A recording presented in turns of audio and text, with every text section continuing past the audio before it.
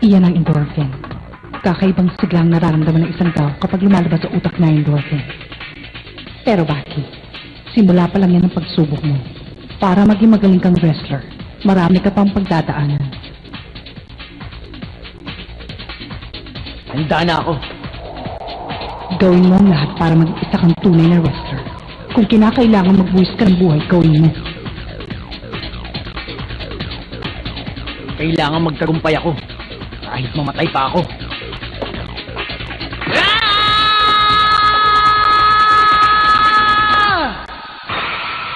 Hindi ako susuko.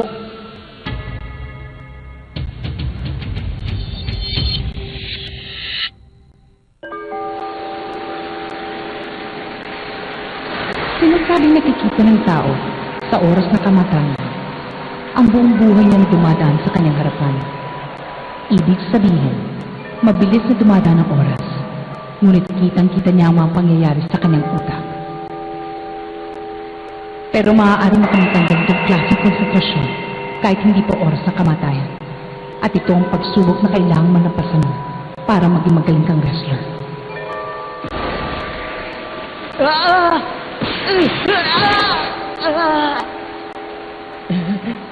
Isa akong hangal. At itong ikamamatay ko.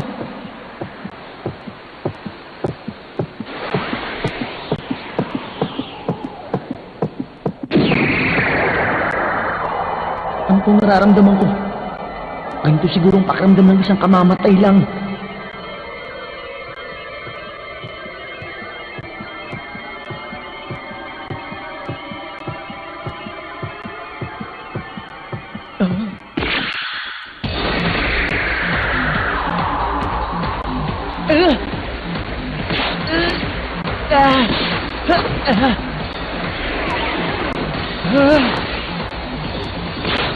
Parang bumabagal ang mga pangyayari. Kaya kita-kita kong lahat.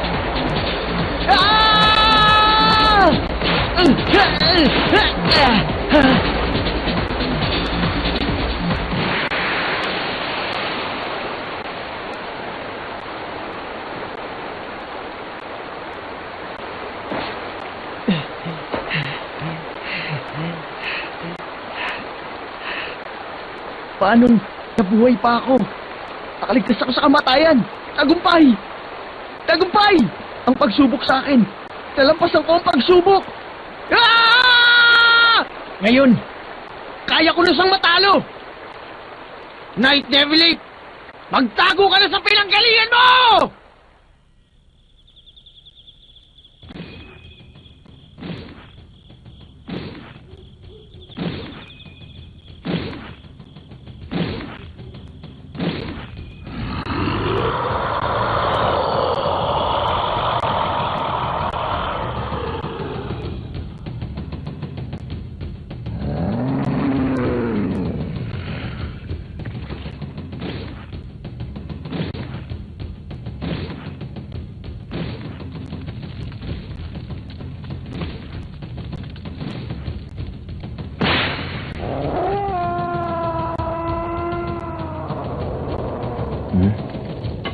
Kamusta ka na, Halimaw? Simulan na natin to.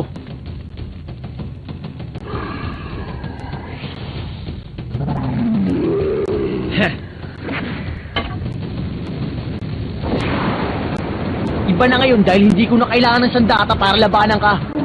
Siya nga pala, gumawa ko ng isang arena para sa labanan nating dalawa ngayong gabi. Ano, nagustuhan mo ba? Talagang inabala ko ito. Para ganaan tayong dalawa! Ah! Kumanda ka, Halimaw!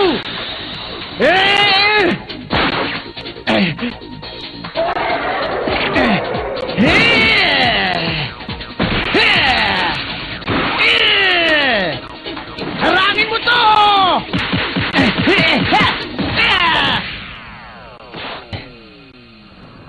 Bulag na siya. Buti nga.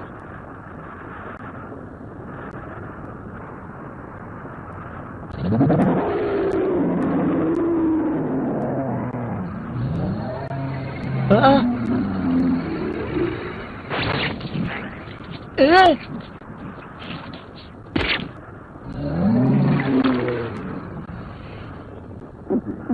Eh!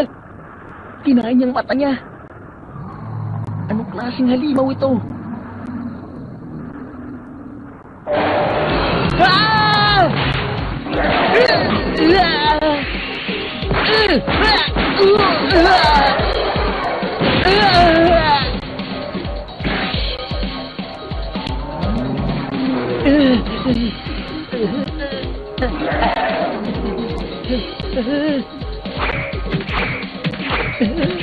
Pinagtatawalan mo ba ako?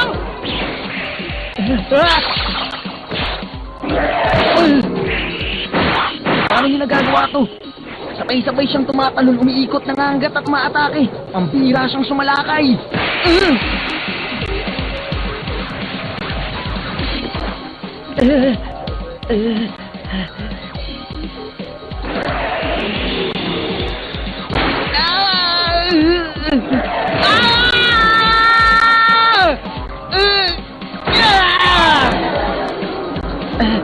Nasaktan siya sa sipa ko.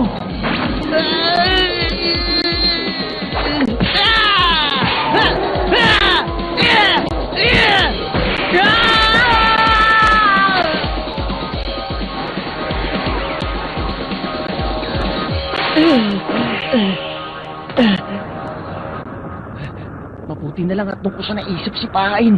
Para din pala siyang tao pagdating sa mga mainang bahagi ng katawan. Kaya yun ulit ang pupuntiryain ko!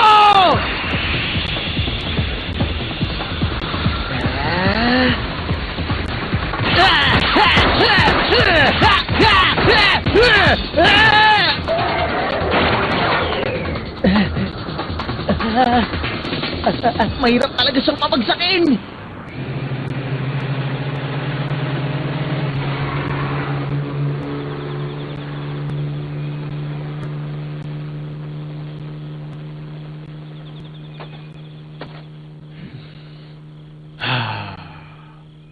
Iba pa rin talagang simoy ng hangin sa kabundukan. Ano na kayang pinagkakaabalahan ni Baki?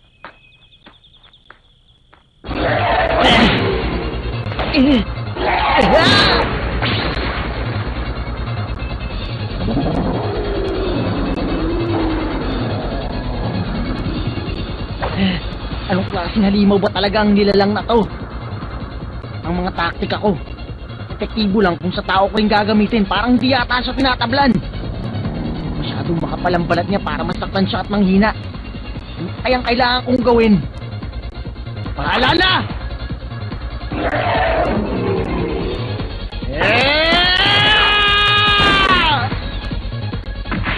Suntok pa! At isa pa!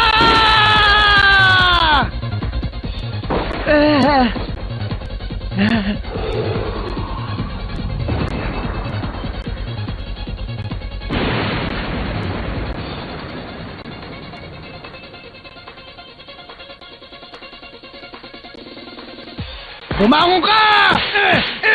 Bangon dyan!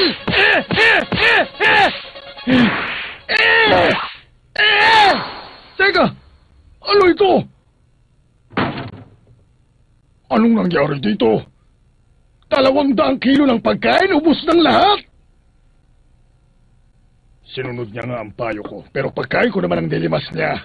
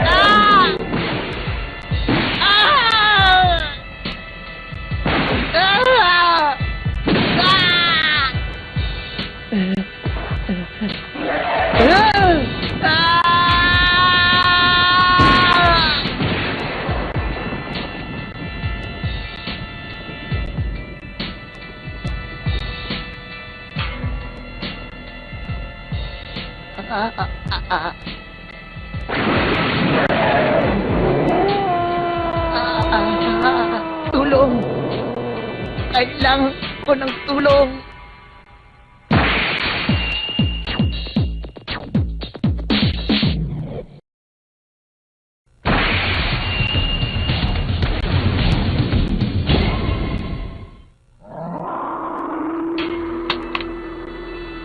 Oh, naku po.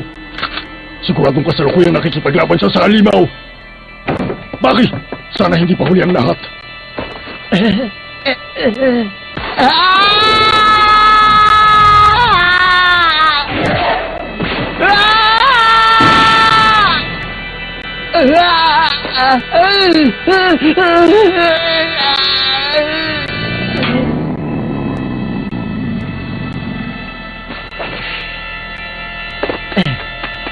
Anim na taon na mula nang mapatay ni Yonjiro ang Night Devil 8. Pero ibang klaseng mandirigma si Yonjiro kaya siya nagtagumpay.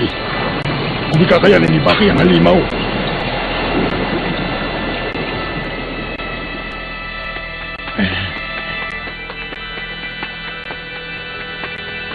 Ah! Apoy!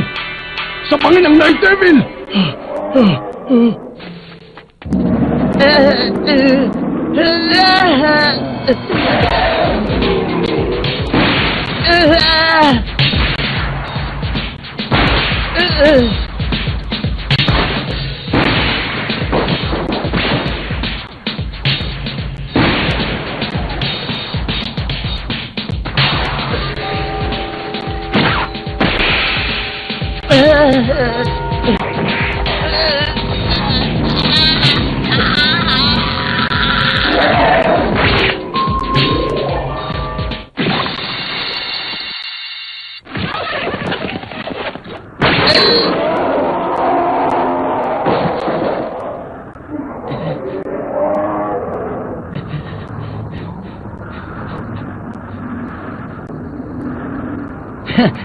Kala mo, ha? Ah! Manong Anto! Baki! Sapat na siguro yan! Ako lang tatapos sa halimaw na yan! Ha? Babariling ko na siya, kaya tumabi ka na dyan! Hindi. Huwag kang makialam dito! Baki! Bakit mo siya babarilin? Bastan mo nga kaming mabuti! Hindi mo ba nakikita ang mga sugat naming dalawa? Ang buong katawan ko, puro nagasgas, kagat at pasa. Hindi ko na mabilang kung ilang suntok at sipa ang natanggap ko sa kanya. At siya naman bulag ng isang mata dahil sa akin. Oh, laban ito sa pagitan naming dalawa lang. Kaya huwag kang makialam. Kaya ko ito. Umalis ka na! Huwag kang mag-alala. Hindi niya na tayo gagambalain pa. Baki!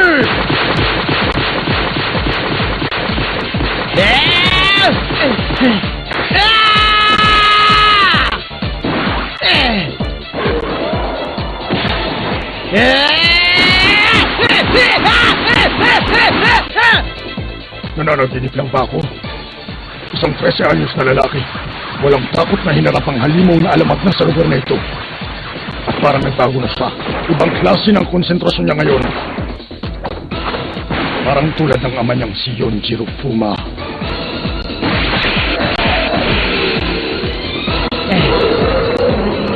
Malaki ng respeto ko sa'yo, kaibigan.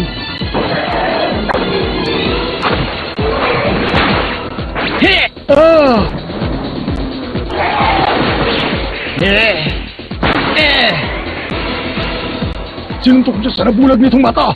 Hindi na makakapag-isip ng mabuti ang halimaw. Ibang klaseng taktika yun. Manang-manang ang batang ito sa ama niya.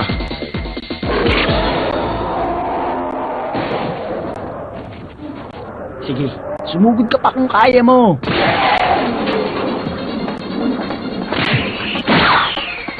Tiktakto? Ano? Sige pa! Umilag ka, Baki! Gusto mo bang mamatay? Ako naman!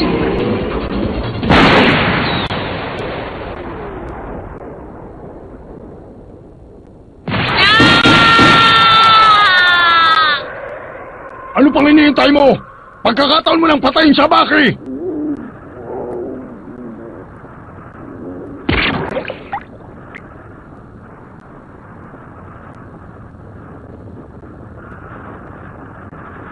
Ano na? Patay na kaya siya? Ako na. Ako ng pinakamalakas. Natalo ko ng halimaw! Ako lang pinakamalakas dito!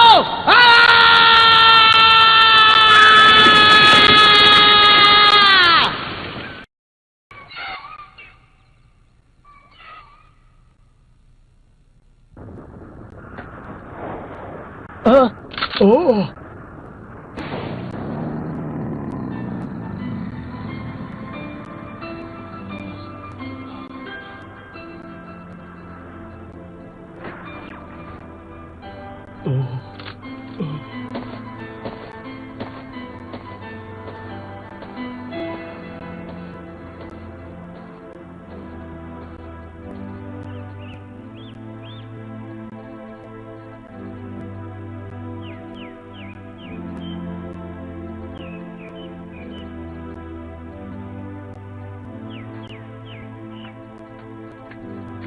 Hindi ka pa rin umaalis dito. Halika na. Handa ng almusal mo. Bakit, Baki? Ano ba talagang laman ang isip mo? Manong Anto, nakamit ko ba talagang tagumpay? Oh? Pakiramdam ko kasi. Walang awang sinaktan ko lang ang isang nilalang na gusto lang mamuhay ng payapa sa gubat. Ako lang naman ang pumilit sa kanya makipaglaban. Baka hindi naman niya gusto. Hindi natin alam. Pero ito ang alam ko. Ibang klase naging laban nyo.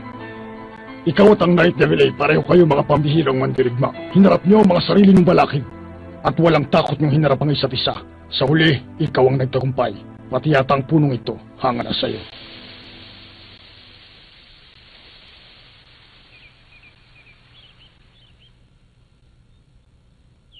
Ang tahanan ng halimaw. Gusto mo ba itong makita? Bakit po? Alam niyo kung saan nakatira ang halimaw? Oo, at may papadala ko sa'yo. Huh?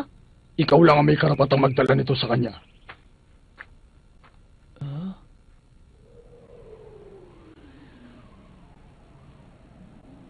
Mula rito, ikaw na lang mag-isa. Hindi kalayuan pagbaba mo may makikita kang kuweba. Doon nakatira ang halimaw. Hindi ako karapat dapat tumungtong doon matapos niya akong talunin noon. Ano, Baki? Gusto mo ba talagang gawin ito? Oo, hindi ako natatakot.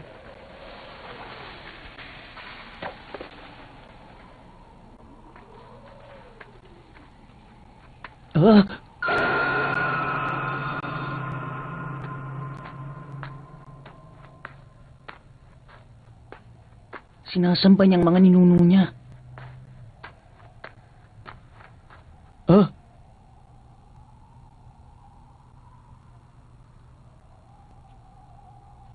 Kaibigan.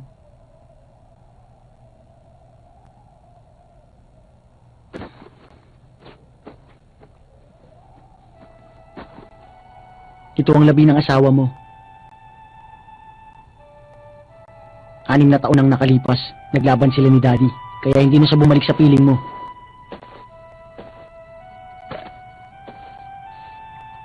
Ngayong tahimik siyang nasa harapan ko, iba nang naging tingin ko sa kanya. Maaaring 1 kalahating siglo ng edad niya. Pero tulad din ng tao ang damdamin niya.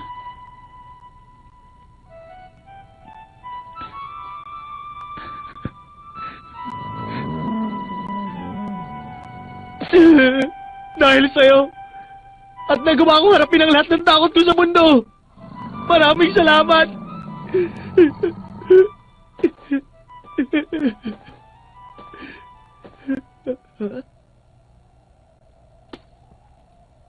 Ipin?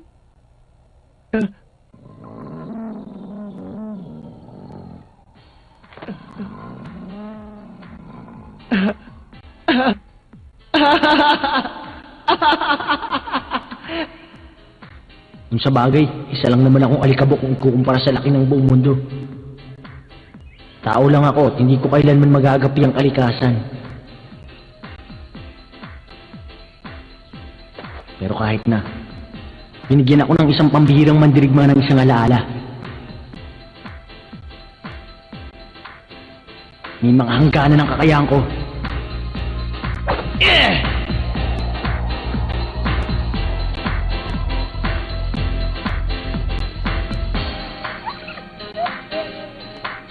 Pero patuloy akong lalaban.